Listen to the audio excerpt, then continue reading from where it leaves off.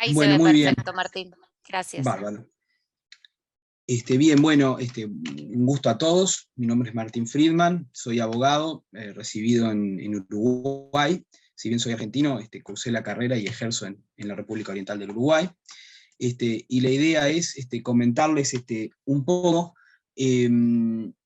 a ver, este planteamiento que nos hizo Vanina, dijimos como grupo, ¿no? Y acá no solo estamos Paula, Vanina y yo, como dijo Vanina, ¿no? Están José, María del Carmen y Florencia, otros profesionales que también aportaron. Dijimos, bueno, ¿qué respuestas legales podemos traer a esto? En mi país, que es lo que me tocó exponer, donde yo ejerzo, tenemos una ley específica que regula la telemedicina, es la ley 19.869. Es una ley que se dictó apenas iniciada o declarada la pandemia, se vio como una urgencia, se vio como que la telemedicina iba a ser protagonista en esto que nos tocó vivir a todos. Y bueno, se dictó esta ley que establece los lineamientos generales para la implementación y desarrollo de la telemedicina. Esta ley define a la telemedicina, tiene una definición muy similar a la Organización Panamericana de la Salud y también lo que entiende la Organización Mundial de la Salud, ¿no? Establece que es la provisión de servicios de salud, de servicio de atención sanitaria, donde la distancia es un factor crítico para todos los profesionales de atención sanitaria, utilizando tecnologías de la información y comunicación, como dice ahí, para el intercambio de información válida para el diagnóstico, tratamiento y prevención de enfermedades, lesiones, investigación, evaluación, y para la educación continua de los proveedores de atención sanitaria. Todo con el interés de mejorar la salud de los individuos. Entonces, tenemos un marco normativo. Este marco normativo, además de definir qué es la telemedicina, establece las necesidades de que el Ministerio de Salud Pública, en una reglamentación, que a más de un año que se dictó la ley todavía no la tenemos en Uruguay, que establece determinados protocolos de actuación y que todavía no se dictaron, pero bueno, se supone que esos protocolos van a reconocer qué es telemedicina y qué no, y cómo se va a regular. También regula unos principios de la telemedicina, ¿no? Habla de la universabilidad, ¿no? La telemedicina es una herramienta que sirve para el acceso universal al servicio de salud, aporta en la equidad, en la calidad de servicio, en la eficiencia, en la descentralización, la complementariedad y la confidencialidad. Todos elementos que, si bien en la normativa general se podría entender que están regulados en la prestación de salud, se trajeron como específicamente para la telemedicina. También establece algunas obligaciones para los prestadores, ¿no? Dice que los prestadores de salud tienen que brindar información pormenorizada respecto al servicio en cuestión. ¿Qué quiere decir esto? No es solo información pormenorizada de la atención de salud, del acto médico, ¿no? Sino también de la herramienta, cómo se utiliza la herramienta, cuáles son los alcances, etc. Se tiene que contar con personal adecuado e infraestructura necesaria. O sea, tiene que haber una infraestructura que sirva a los fines de la atención que se va a brindar, ya sea compartir imágenes, una consulta médica, etc. Y personal adecuado. Personal adecuado no solo en materia de técnica de salud, sino en materia del manejo de las herramientas y del alcance de las herramientas y las limitaciones de las herramientas. Vanina hablaba, bueno, ¿qué smartphone uso? ¿Qué software uso? Bueno, quien lo utilice tiene que tener conocimiento del alcance de la herramienta. Recabar el consentimiento expreso del paciente por cada acto médico, así como para la transmisión e intercambio de información de su historia clínica. Bueno, esto también es otro elemento que trae la ley, no solo es el consentimiento médico que conocemos todos, el consentimiento para la atención, sino el consentimiento para utilizar la herramienta. El usuario tiene que prestar su consentimiento informado de la utilización de la herramienta, conociendo los alcances y las limitaciones que tiene el uso de la herramienta.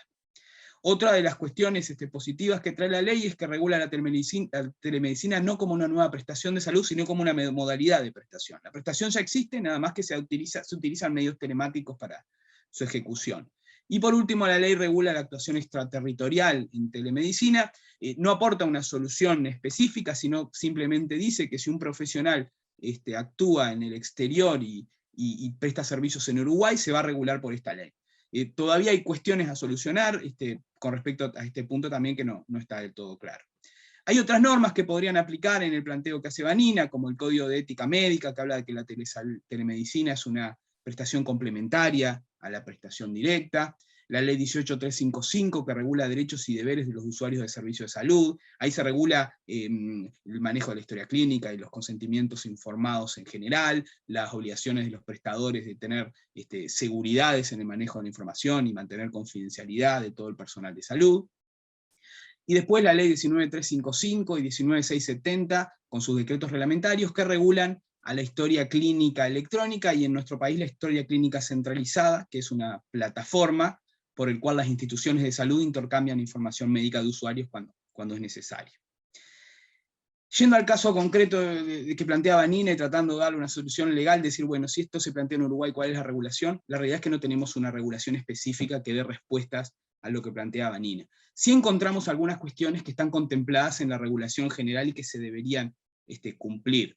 Sin duda entendemos que la información que se toma mediante el dispositivo que toma las imágenes debería ir a un repositorio único donde está toda la información de salud de la persona. En Uruguay los prestadores de salud tienen una obligación de tener una historia clínica electrónica, y en esa historia clínica electrónica debería ir directamente desde el dispositivo, mediante una aplicación o un software, debería ir directamente la información. No debería quedar información de salud en el respaldo del dispositivo que se toma, porque ahí tenemos cuestiones de seguridad que resguardar, pero básicamente la regulación que podríamos tener tiene que ver con tomar medidas de seguridad y de completitud de la información, ¿no? La historia clínica es definida en Uruguay como toda la información de salud, social y económica de una persona, desde su nacimiento hasta su muerte. Bueno, todo eso tiene que estar en un mismo repositorio y no en diferentes lugares, y con las seguridades correspondientes para contemplar las obligaciones que tienen los prestadores de conservar la información y cumplir con la normativa de protección de datos.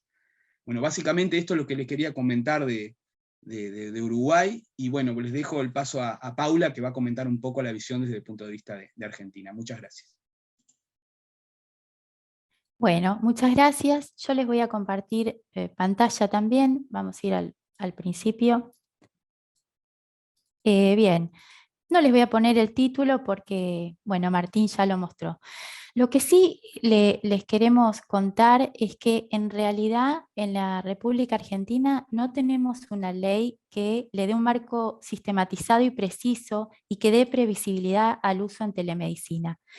Esto realmente a los médicos los complica mucho porque no les da un parámetro sobre el que deben manejarse en cuanto a lo que es responsabilidades, obligaciones y bueno, lo que pueda suceder en una contienda judicial de daños y perjuicios o una mala praxis.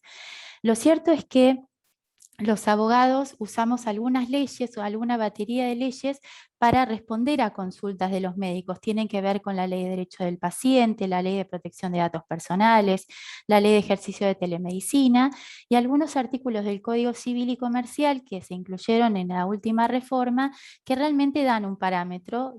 Les digo los números, pero no hace falta a los médicos que lo recuerden. Del 52 al 60 son los números de los artículos del Código que hablan de, digamos, por lo menos le dan un marco legal a todo este tema. Pero lo cierto es que, como les decía, no tenemos un marco regulatorio. Y al no tener un marco regulatorio, no tenemos un camino a seguir. Hay un Plan Nacional de Salud Digital que se hizo en el 2018 que marca cierta estrategia y nos indica que sería muy positivo trabajar sobre marcos legales que hoy no tenemos. La provincia de La Rioja sí tiene una ley de telemedicina, pero no he encontrado otras leyes de telemedicina en la Argentina que sistematicen esta TIC. Lo cierto es que sí existe en la Argentina redes nacionales de oficinas de comunicación en telemedicina y sí muchas estrategias del uso, no desde el punto de vista legal, sino desde el punto de vista médico. El Garraham es un gran, digamos, es el campeón de la telemedicina en el uso en la Argentina, está en Ciudad de Buenos Aires, y yo puedo contarles de la provincia de La Pampa 3 estrategias básicas que se utilizan, que es el plan que se llama Cardio 365, Nacer 365 y Ojo Pampa, que está muy vinculado a cosas que hace Vanina, porque tienen que ver con evitar cegueras. El uso de la telemedicina en realidad lo que marca verdaderamente es el derecho a la salud, pero el acceso oportuno al derecho a la salud. Como tecnología es maravilloso si lo vemos desde el punto de vista intrínsecamente humano. Pensemos que Ciudad de Buenos Aires tiene 14.000 habitantes por kilómetro cuadrado. Pero, por ejemplo, la provincia de La Pampa, que es lo que puedo contar que conozco, tiene 2,2 habitantes por kilómetro cuadrado. La densidad poblacional es fenomenal, las diferencias, y las distancias son fenomenales. El uso de la telemedicina realmente marca la diferencia entre la posibilidad de acceder a un médico con una especialización, la posibilidad de ser trasladado en tiempo y forma y de inclusive salvar cuestiones que tengan que ver con responsabilidad civil de los médicos. Es desde un punto de vista humano maravillosa la tecnología. Ahora, nosotros en el equipo, como en la Argentina no tenemos una ley, les queríamos dar algunos tips o usos o buenas prácticas de la comunicación en telemedicina, porque si hay algo que puede generar prueba para un posible juicio de daños y perjuicios, es justamente lo que escribimos, lo que hacemos en los chats, Telegram, WhatsApp, lo que sea. Y les vamos a contar un poco qué podrían hacer en base a lo que Vani nos dijo y lo que Martín marcó que faltaría en Uruguay. Bueno, las recomendaciones son las siguientes. Si toman imágenes médicas en un celular, descárguenlas en su computadora, lo mejor si tienen historia clínica electrónica, pero sabemos que en la Argentina no todos tienen, pero si la descargan en la compu, traten de eliminarlas del celular, para que no quede en un registro de celular que es más fácil de ser robado datos sensibles de sus pacientes. Es importante que sus computadoras tengan antivirus pagos en lo posible porque dan más protección y sus computadoras actualizadas. Ahora, si necesitan tener esos datos en sus celus porque es mucho más práctico para trabajar, no les pedimos que gasten plata, pero sí sería importante que utilicen dispositivos de alta seguridad, que tengan claves biométricas, ¿sí? Y si van a escanear imágenes, no usen aplicaciones que son por lo general que están online y que le entregamos, firmamos términos y condiciones, les entregamos los datos y no sabemos qué van a hacer con nuestros datos de nuestros pacientes. Por lo tanto, en lo posible traten de usar software que están en las computadoras, un Adobe, no tengo acciones en la empresa, pero se los cuento para que lo usen, que sirve un montón, y que no queden los datos volando en el ecosistema digital. Siempre piensen con quién se están comunicando. No es lo mismo escribirle a un amigo, parece una verdad de perogrullo esto, pero es la verdad. Piensen, no es lo mismo escribirse con un amigo que con un colega, que con un pariente, que si le escriben a un paciente. Y algo muy importante, bueno, yo soy hija y hermana de médico, así que estas cosas que les digo las aplico en mis parientes médicos. Lo cierto es que si ustedes reciben un mensaje de a un paciente que los enoja y no, digamos, los pone de una manera que no sería bueno que contesten en ese mismo momento, tómense unos minutos, lávense la cara, tomen agua, vayan al baño, lo que sea, y contestan al rato, contesten pensando. Algo muy importante, contesten para informar, no para mostrar que saben, porque muchas veces se escribe de más y eso no está bueno si lo tenemos que usar como probatoria para un posible juicio. Y siempre contesten pensando que todos sus mensajes se pueden reenviar o les van a hacer una captura de pantalla, que es lo más seguro que va a pasar. Le van a mandar a la esposa, mirá lo que me dijo el médico, le van a mandar al hermano médico, al primo médico, sepan que esto pasa. Y siempre registren en la historia clínica, ya sea analógica o digital, la atención que han hecho, el acto médico que se generó con la atención por WhatsApp o Telegram, ¿sí? Todo tiene que quedar en lo que dijeron en el chat de elegido, traspásenlo a la historia clínica. El chat de Telegram tiene la posibilidad de utilizar el chat secreto que elimina de por sí, digamos, tiene una posibilidad de que los mensajes se eliminen solos, tiene un autoborrado que inclusive lo podés programar en el tiempo. Y además te avisa si alguien hace captura de pantalla con tu celular. Por ahí es más complicado usarlo con pacientes, pero traten de implementarlo en el intercambio de información con otros médicos, que por lo menos no quedan registros en los celulares. Bueno, es importante que sepan que no existe la no comunicación. Este es un axioma de comunicación de Václavic, pero nos sirve mucho para que entendamos que si le clavamos un visto a alguien, si no contestamos el mensaje, si mandamos un emoji, si escribimos algo, todo comunica y todo es interpretado por el otro, ¿sí? Bien. Esto es una recomendación súper importante. Muchas veces es mejor escribir. Yo sé que los médicos no quieren escribir, no les gusta, les aburre y tienen poco tiempo, pero hay algunas cosas que tienen que empezar a hacer para protegerse. Por favor, están muy expuestos en muchas cosas y estas son pequeños tips que les van a ayudar. Si van a mandar un mensaje a un paciente, mejor escriban, porque lo pueden ir pensando claramente. A veces cuando uno manda un audio que está como inspirado, no sé qué, dice cosas que no son convenientes muchas veces, que queden registradas y que se reenvíen. No se olviden que uno tiene control de lo que pone en un chat, pero no tiene control en dónde termina eso que escribió o mandó audio en el chat, ¿sí? Y relean el chat escrito antes de reenviarlo, no solo por los errores ortográficos o de redacción, sino para que piensen otra vez lo que están comunicando. Si están en una comunicación de videollamada, traten de que sea un espacio que no dé indicaciones incorrectas o inconvenientes, que se les vea bien la cara. No se olviden que la metacomunicación, la forma de hablar, la forma del gesto, el tono de voz comunican. Y es muy importante esto que van a generar con el paciente, sobre todo lo que se ha vivido en época de pandemia, que era la única forma de comunicación.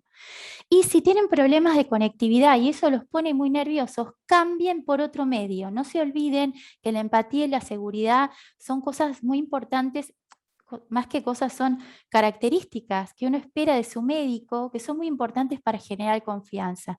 Y si los pone nerviosos la falta de conectividad, traten de cambiar, mándense por escrito, modifiquen, pero no queden nerviosos mostrando esto a sus pacientes. Y por último, les queríamos contar que es bueno que quizás en sus colegios médicos les puedan pedir que se gestionen encuentros para que se discutan temas legales, cómo prevenirlos y trabajar entendimiento y trasfondo legal. ¿Por qué esto se los queremos recomendar? Primero porque como no tenemos ley, ¿sí? Y eso es lo primero que dijimos del tema de lo que sucede en Argentina, tenemos que trabajar en el enfoque preventivo. ¿Sí? No podemos trabajar mucho en el ex post, lo que pase después de un hecho dañoso, supongamos, trabajemos en el ex ante, lo que podemos prevenir. Algo que Vanina y los médicos que todos conocemos nos han enseñado mucho, la prevención. En legal también hay que prevenir. Bueno, eso es lo que hoy les queríamos transmitir desde el equipo del posgrado de salud digital de la UBA. Y muchísimas gracias. Y gracias, Janine, por todas tus atenciones y tu permanente comunicación.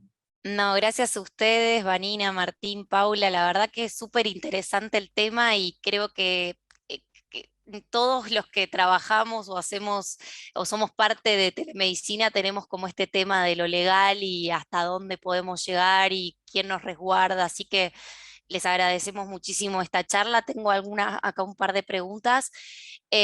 Bruno consulta, ¿cómo reafirmás o expresás el consentimiento del paciente a la teleconsulta?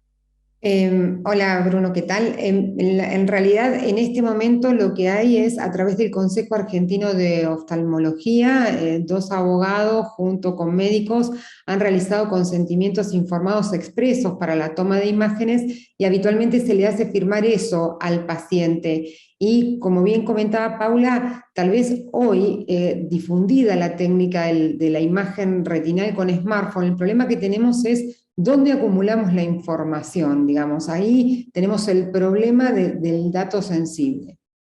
Bien, perfecto. Yo, si me Sí, permitís, sí, Paula, sí, obvio. una recomendación, si están trabajando en chats y no tienen una plataforma que sostenga, que tenga historia clínica, más comunicación, pregúntenle al paciente, ¿estás de acuerdo con que nos comuniquemos de esta manera? ¿Estás de acuerdo con que yo vea tus imágenes? ¿Querés que las transmita tal? Hablen, pónganlo por escrito. Eso también es un consentimiento de alguna manera porque lo está aceptando el paciente. Yo para Perfecto. aportar a lo de Paula, en la reglamentación de Uruguay, básicamente el consentimiento lo registra el médico en la historia clínica. O sea que preguntarlo y que quede respaldo de eso es fundamental y es una vía eficaz para el servicio de telemedicina. Excelente. Paula, con respecto a esto último que comentaste, ¿aconsejás, digamos, que cuando uno entabla conversaciones con pacientes, por ejemplo, por WhatsApp o Telegram, cualquier canal informal, digamos, hasta un mail, digamos, descargue el chat y lo guarde, digamos, en su correo, en su disco rígido, digamos, viste que si no, como que quedan las conversaciones de todos los pacientes, digamos, hacer una extracción de la conversación y guardarla como resguardo? Sí, ya mi comunicación, Metacomunicación ya te dijo que sí, Sí. claramente. Sí, es muy importante que guarden registros. Por eso hablábamos hoy que las computadoras tienen que estar actualizadas y con antivirus pagos, para que Bien, tengan un marco de protección. perfecto. Sí, un agregado Sí, más, perdón, Janine. sí, Lo ideal es que esté toda la información en el mismo lugar. O sea, no bien, está bueno tener la información dispersa, en la obvio, computadora mía, otro en el lo- sanatorio, digamos. Hay que apuntar a lógico, tratar de centralizarlo en un mismo lugar. totalmente, tal cual. Lucila, bueno, acá nuestra compañera de coordinación de track dice, muy interesante la charla, ¿creen que el impulso de la pandemia para trabajar en medidas legislativas para regular la telemedicina van a seguir avanzando independientemente del contexto actual? Yo puedo contestar por Argentina y Martín dirá su parte. En la Ujú, Argentina, claramente el uso de la telemedicina, como en todo el mundo, se expandió durante el tiempo de la pandemia. Ahora, la Argentina tiene una cuestión con temas coyunturales de emergencia que muchas veces tapan lo más importante, ¿no? Entonces, yo creo que esto va a ir avanzando porque además cada vez somos más abogados los que entendemos el proceso, la tecnología, y esto lo va a empujar, pero siempre estamos supeditados a lo coyuntural.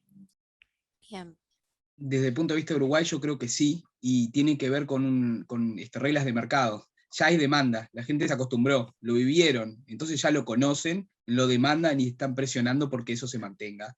Entonces claro. creo que por ese lado vamos a tener un impulso legal en este sentido. Bien.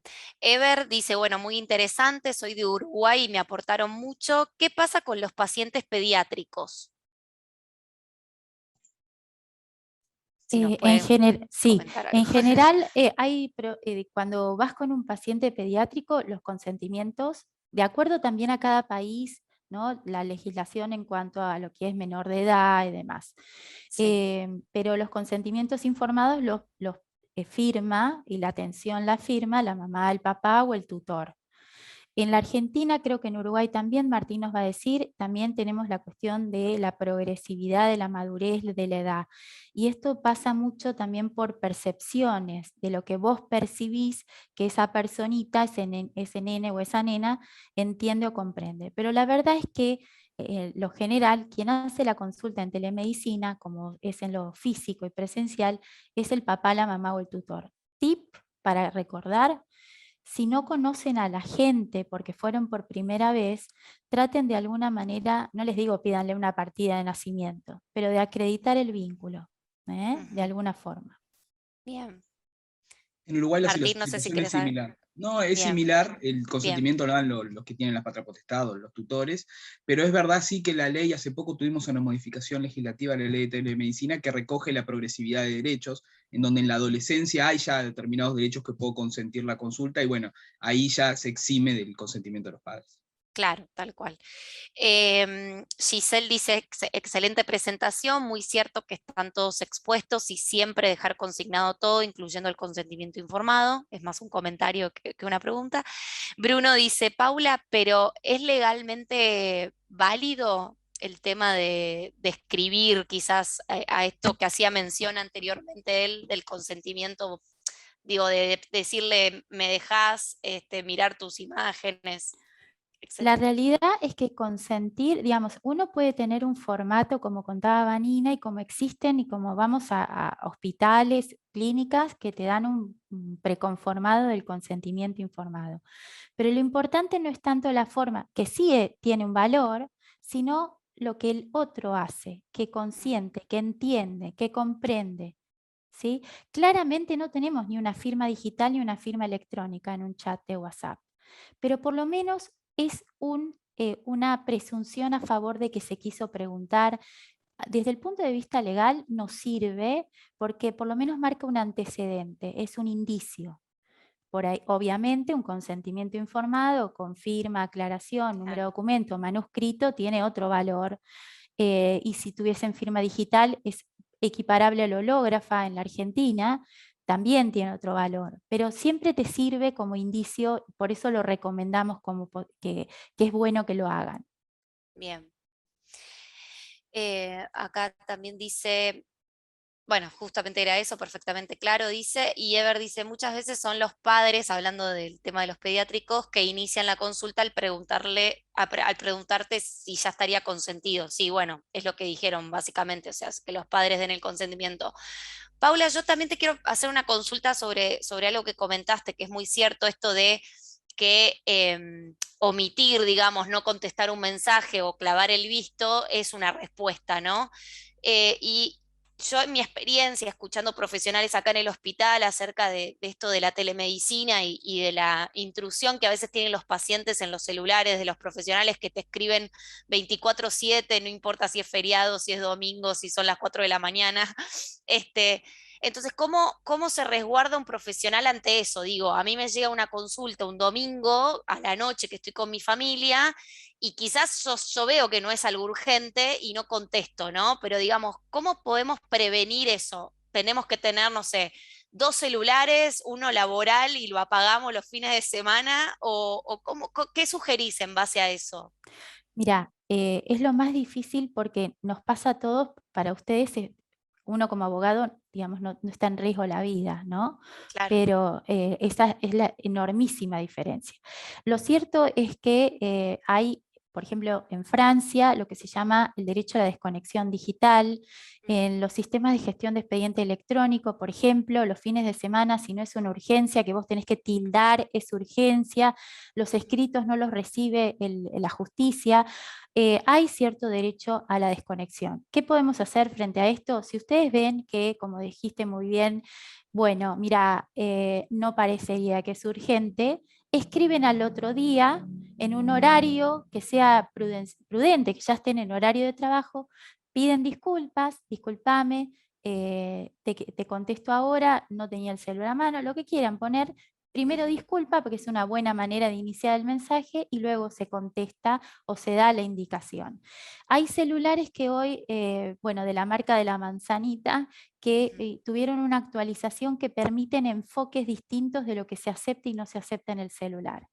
Y si me Ajá. permitís una predicción, no soy inteligencia artificial, pero es muy probable que se empiece cada vez más a plantear esta cuestión de cuándo recibo, qué recibo y de qué manera, porque hemos perdido, mejor dicho, ha cambiado el concepto de lo que todos entendemos como privacidad.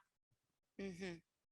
Claro. Para agregar a lo de Paula, yo creo que Sí. también es importante sentar las bases, digamos, a ver, con el paciente y el médico hay una relación. Yo tengo que sentar determinadas reglas y determinadas bases y también manejar las expectativas. O sea, que quede claro al momento de realizar la relación y que yo comparto mi teléfono, qué expectativas puede tener de respuesta en determinados momentos. Creo que eso también sirve para manejar algunas frustraciones y que no haya sorpresas. Tal cual. Y por último, no los quiero demorar más, pero realmente es muy interesante este tema, al menos a mí me encanta. Em, Ayer justamente un representante de OMS, del Comité de eHealth, justamente hablaba de telemedicina nacional y telemedicina internacional, ¿no? De estas dos grandes diferencias. Y preguntarle un poco a ustedes si están trabajando en el observatorio con respecto a esto de, bueno, sabemos que muchos profesionales de Argentina, hablando de donde estoy yo en mi país, quizás atienden pacientes, incluso argentinos que están afuera, ¿no? Que viven afuera en otros países o se fueron de vacaciones, digamos, ¿qué injerencia o cómo se está trabajando, si hay algún plan en vistas de esto, ¿no? Atender un paciente que está fuera del territorio donde el médico ejerce, ¿no? El profesional de la salud ejerce. Perdón, acá voy a hacer una pequeña salvedad. Yo que me presenté como oftalmóloga, yo me subespecializo en oftalmopediatría y dentro de eso en retinopatía del prematuro. La retinopatía del prematuro es la primera causa de ceguera en la infancia y somos 150 más o menos los profesionales en todo el país que nos especializamos en esto, algunos con más, otros con menos experiencia. Por lo tanto, los que inician nos interconsultan bastante con la imagen y en realidad no tenemos normativa de protección. Lo hacemos, pero yo recibo semanalmente interconsultas de colegas que están en provincias del norte, fundamentalmente, con lo que habla Paula, o lugares del sur donde las distancias son muy amplias, y antes de derivar un paciente, yo ejerzo en la ciudad de La Plata, que es la capital de la provincia de Buenos Aires, en un hospital de alta complejidad. Entonces, cuando tienen que derivar un paciente, antes de que un niño sea sometido a un traslado de más de 1000 kilómetros, suelen interconsultar con la imagen y solemos responder la interconsulta al colega sin un marco regulatorio adecuado, porque estamos respondiendo en una imagen obtenida en otra provincia para la cual no tenemos una matrícula habilitante. Claro, exacto. Sí.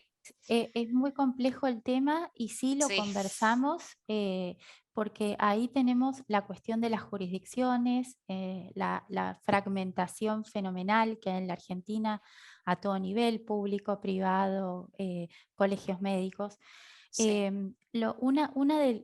No sé si esta es la única, no va a haber todavía una respuesta porque vos pensás que no tenemos ley.